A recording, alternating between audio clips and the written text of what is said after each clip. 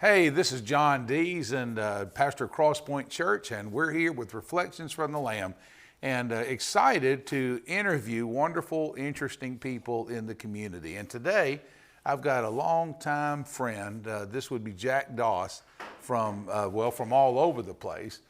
He's a great and legendary basketball coach in our area, but not just in our area. You've won four state championships at 4 different schools in the state of Alabama and 10 total state championships in those 4 different schools, which is an amazing statistic. And so thank you so much, Jack, for being with us today. And one thing I've known about you for a long, long time is I remember being the Fellowship of Christian Athletes back in the day, and I'd come by Butler High School, and you were always so supportive in that, and it was so wonderful to be able to talk to your kids and to watch it. Just tell me your philosophy about Christ and Christ in your work and everything that you do. Tell us about that. Well, Brother John, FCA has been so meaningful, and that's been used. My program is Christ's platform, and we pray the most, and it just changes our players. I mean, we have people come into school and they'll come to me and say, well, I can tell your players walking down the hall different from the others. And it's the discipline and Christ's platform, and what fun to be able to be a Christ follower and teach it. We've had a couple of baptized this past year on our team, and what a blessing it is to be a part of that. Well, that's fantastic. Tell me, you mentioned something. You mentioned discipline. What is it about athletics? And of course, I played 300 years ago football. Never was a basketball player by any means. But you talked about discipline. How important is that to instill into the life of these young men that you deal with?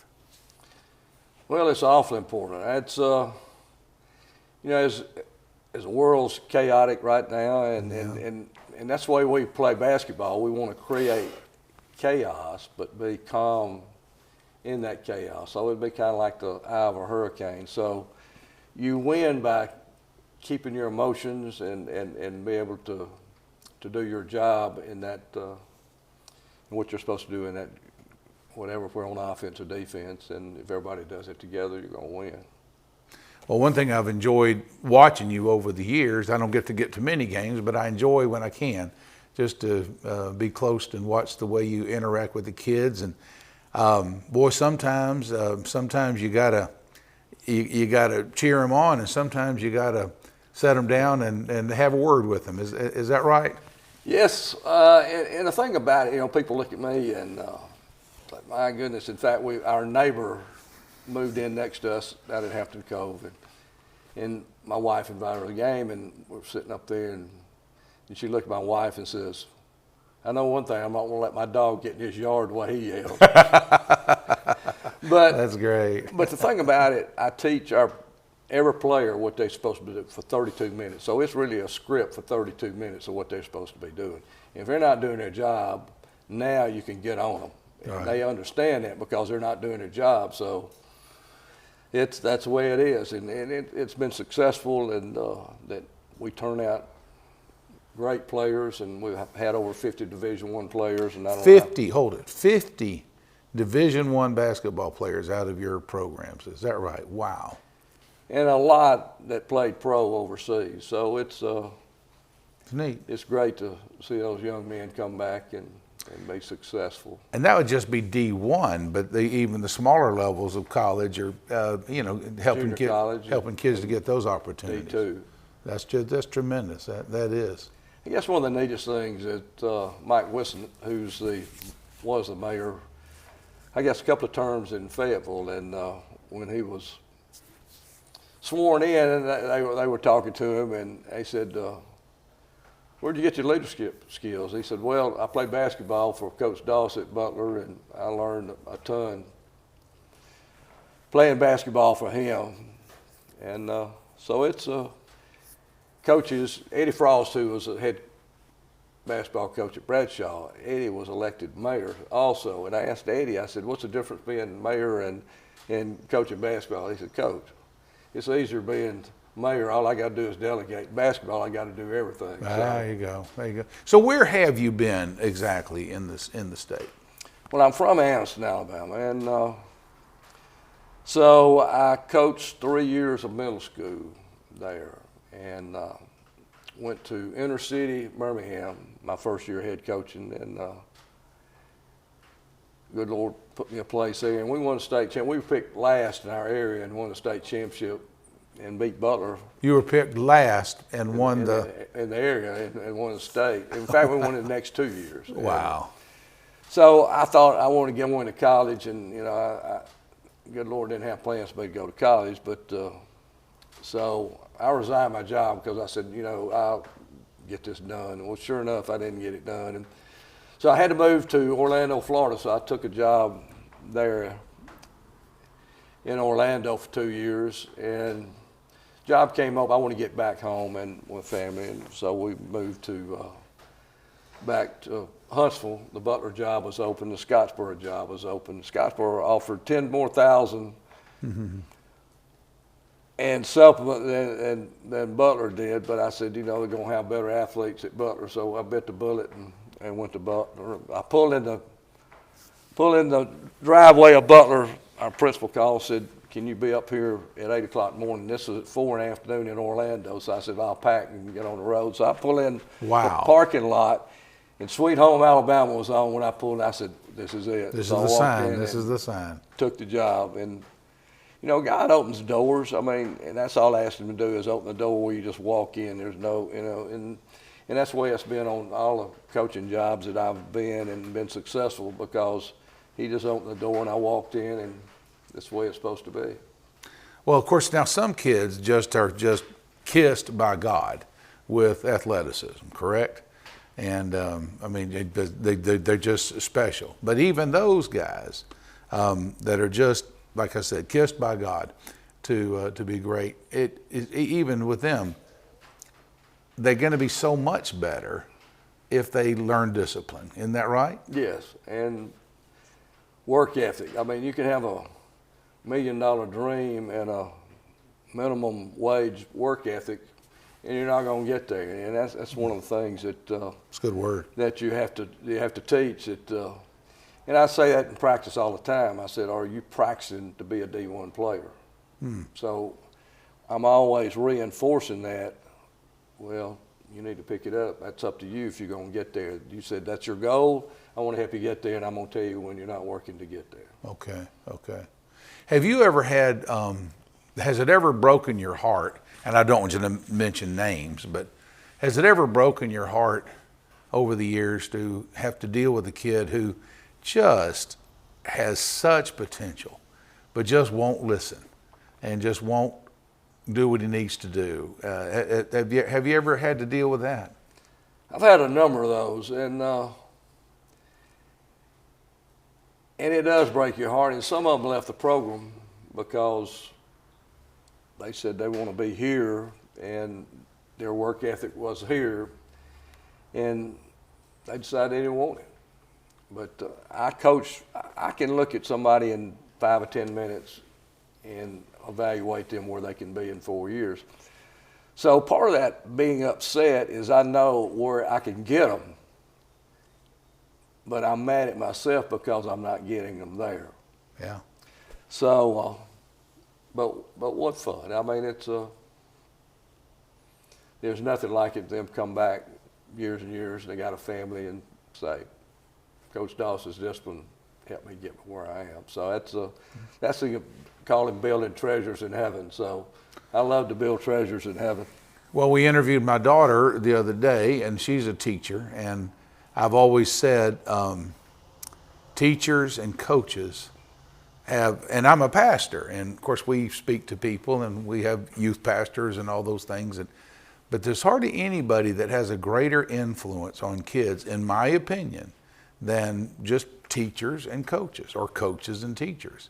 And so why, obviously there's a reason for that, but what do you think is the significance of that? Well, during this time, I mean, you're with them more than their parents are with them. Yeah, that's true. And they're kind of usually in a rebellious spirit of, Yeah. you know, growing up. And so we've got something there that they've got to adhere to the rules to be a part of this thing. So, I mean, we've got dangling that carrot out there. And if they want to be a part of this, and especially if they want a scholarship. But our program goes deeper than that. One of our young men didn't make the team, and great young man. I said, his senior year, I said, just be a manager, and I'll get you on at Alabama as a manager.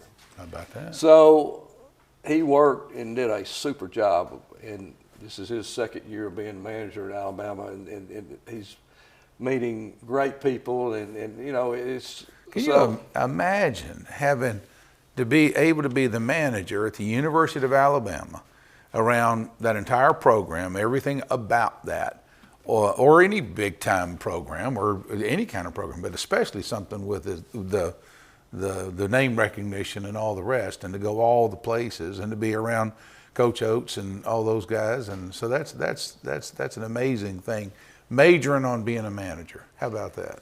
So I've had 3 being managers in college, and you know, it's one of the things we talk to them about. If they're not as good as they need to be, or if they want to pursue that and not, you know, you're not good enough to get a basketball scholarship. So that's one of the things that's out there for them, that and teach them how to keep the clock, and in fact, I've had one that's kept the time shot clock in the SEC. Really? So there's different things, you know, that I'm proud of, that we brought to the forefront and taught, and that it's not just basketball. Well, tell me about this a little bit. Now you're just approaching 77 years old, isn't that right? That's correct. Yeah, approaching that. But now you retired about what, 7, 8, 9 years ago. And 17. And 17, okay, so 6 years ago. And then what brought you back into coaching? Well, when I retired, I always wanted to do some prison ministries, but I said that, but I didn't want to do that. You said it, but you didn't want to do it. Okay. So in my mind, and so we're playing this pickup game over at the gym, and so the young guys on one end, the older guys on the other, and I'm on the older guy. We call it a fast break, but you know, time you get to one, you can write a chapter in a book. So this guy was a preacher, and so we talked. Now, so after it was over, I asked him about prison ministry. He said, I'm part of it. And he said, would you be interested in going to Costa Rica and sharing Christ and teaching basketball to prisoners In Costa Rica? in Costa Rica? And I said, yeah, I'd be interested. So he told me that he had a guy that's supposed to do that, and he quit it. He didn't go. Right. When they had it set up, and they were about to leave, and so he said, the government's upset, we need somebody. So this was about 4 or 5 months before we was going, and he said, I said, I'll think about it. And I think about it means, you know, I'm putting it off saying no. Right. And so this goes on, and it's about a month, and I was going to tell him no, and I'd been praying about it. And I said, Lord, if Dr. Willis would go, I'm your man. And I knew Dr. Willis wasn't going, because he wasn't going to leave his practice in a month. So we're on the golf course, phone rings, and I said, okay, I'm going to tell him I'm not going. And I said, just a minute. I said, Dean, he was about to hit the golf ball. He said, what? I said, you want to go to Costa Rica? Wow. Share Christ? He said, yeah, put me down. I said, we'll go. So You down in Costa Rica? we go to Costa Rica for 2 years in the summer and taught these guys, and what a fantastic experience. And you know, I was coming back and I'm praying about it. I said, and seeing these, I go back second year and they've improved so much. It's just unbelievable. They started their league in prison and started a prison league. And Wow. I mean, this thing had just had legs to it. And I said, Lord, if you want me back, and the coaching just opened the door. Yeah. And of all places, Grissom High School, who your son used to sing "Hit the Road, Jack" when we played Grissom, and but what a great place to be and to finish it up at Grissom. That is, and what he's alluding to is, as my son Jason, who's a pastor in Atlanta, was quite a gifted ball player himself, but used to come to the Grissom games with his sweet mama. Made him a pair of tiger pants with tiger paws all over it, and of course Jason would be over there in the student section, and he'd get them singing "Hit the Road, Jack, and don't you come back," you know, that old song. I remember it well. Yeah. Well, that was fun. And my response was, I blew him a kiss, and they all went. Well, that was tremendous. That really, really was. Those were some sweet, sweet days. And so, my goodness. Now, tell us. I mean, well, right now you don't know how long you'll be coaching. You don't know right now, do you? Well, I've got a goal, and I ask, good Lord, if He'll give me help for 3 more years, I can make it till I'm 80. Yeah. And so that's a goal. And if I do that, if we win, I think 20 for the next 3 years, we'll set the record for most wins in the state history, which would be a fun thing to have. Be a fun thing to have. And so I go to the doctor the other day, and he said, "Yeah, I want you to coach the 86." 86. How about that? So I said, "Doctor, I don't know about that, but well, but why not? It's up to good Lord. I mean, it's I've got 2 guys it's 3 great coaches, and so I can kind of do like Coach Bryant. I was lucky enough to be on the tower with him a couple of times, and you know, he just sit up there and let the coaches coach, and every once in a while he'd come down and say, "Well, you need to do this, do that," and get back up there. So I'm gonna do that. I'm gonna rest. And so you actually got to be up on Bryant's tower with him, is that right? Twice. How about that? And I learned one thing from Coach Bryant that I've used, and what a blessing it's been. And we were up on the tower, and it was late afternoon. Lenny Patrick was being, this is Jasper, he was being recruited. Right. And it was late afternoon, and this cold front and started drizzling rain. So it started getting cool, and Coach Bryant leaned over the tower, and it was a manager down there. And here's, the lowest man on the totem pole. Right. And Coach Bryant said, "Son, will you go in the Coliseum in my locker and bring my rain gear?" The greatest thing you can do of telling your players, if you call them son or man, and I've used that from then on. That was one of the greatest things that I've learned, that it makes a difference. And talking about prayer, we got a minute to, yeah, sure. Go ahead. Share about prayer. And we say Lord's Prayer before a game, halftime, after game. If you're in a state championship, you got a 2-minute timeout. We may pray at that time. And so I'm not the biggest person on tattoos. So Trevor Lacey goes to Alabama, and Trevor calls me and says, "Coach, I'm going to get to practice." He'd hurt his knee and had operated on his knee. And he said, "I'm going to get to practice Saturday. Would you come down?" I said, "Yeah, we'll go." So we had to sit up the top there in the gym, and in this practice gym. And so they had a timeout. We go down, and Levi Randolph, who's a good friend, who was at Bob Jones. And right. So I go down and see Levi first. We talked, and their water break was over, and I had to go back upstairs. And my son said, "Do you see Trevor's new tattoo?" I said, "No, I didn't." He said, "Well, you need to see this." I said, so we go down the next water break. I look and I said, "Trevor," he pulls it up. It's the Lord's Prayer. No From kidding. here to here on his arm. Wow. And I just melted. I said, "Trevor," he said, "Coach, that's a part of it. That's my testimony." He said, "We've said it that many times." So he comes in at Grissom down there, and we're about to pray. And I said, "Trevor, show him your arm." And their eyes got that big, and here's the Lord's Prayer on his arm. So, I mean, what a great feeling. That's a fantastic story. And what a great story to close on. And thank you for your time. Yes, sir. Thanks for everything you stand for. Thanks for all the lives that have been changed, and we could probably sit here and talk all day. But God bless you, sir. We appreciate you. Appreciate what you do in the community. You're a difference maker in the community. You've been a difference maker wherever you've been all along the way. So thank you so much. And I love that story about the Lord's Prayer. That's a great one. As a matter of fact, one quick thing I'll say, I had heard that it kind of struck me, and I've led the church to say the Lord's Prayer a few times. I don't ever want to get rote about it or anything like that, but I'd heard that there was a Jeopardy show that just came on. I saw that. Yeah, and they said, "Our Father who art in heaven, what's the next?" And these are, if you're on Jeopardy, you're brilliant. Yeah, you're brilliant. But it stumped them all. I didn't know what hallowed meant. Hallowed, yeah. That's right. And so I just thought, well, thanks for coaches that take a little time to have a prayer with the kids and stuff like that.